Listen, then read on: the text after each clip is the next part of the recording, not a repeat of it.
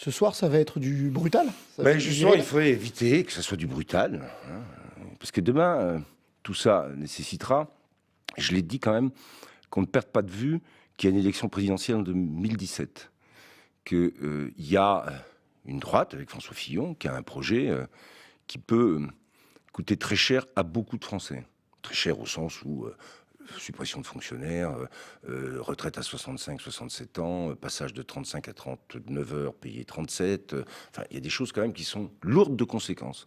Donc tout le monde doit bien avoir ça en tête d'abord. On n'est pas simplement dans un débat aujourd'hui.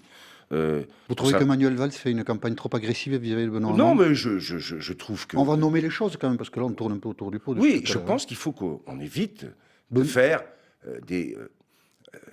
on a un débat de fond, Oui. et je partage sur le constat ce que dit Manuel Valls sur le fond. D'accord. Je l'ai dit. Oui. Et là-dessus, je ne vais pas revenir. Mais la manière? Après, il y a, sur des grandes questions liées à la République et à la laïcité, des affirmations qui sont à faire, des choix qui ont été faits, d'ailleurs qui se sont exprimés à plusieurs reprises. Bon, ensuite, chacun défend sa position. Non, mais vous trouvez que le ton de Manuel Valls est Mais trop c'est pas le agressif? ton de Manuel Valls, d'ailleurs. Hein. Il est trop agressif? Parler de Malek Bouti, là, c'est ça? Il y a, ce que j'ai entendu, là, c'était pas de Manuel Valls. C'est Malek Bouti. C'est Malek Bouti, que j'ai déjà entendu à plusieurs reprises D'accord. dire des choses, et sur d'autres d'ailleurs, et en À propos particulier de sur la le président de la primaire, République, qui n'était pas non plus ce qu'on aurait pu entendre de députés socialistes. À propos Je de trouve la que là, il primaire- y a des moments où il faut rappeler un peu certains à un peu de raison.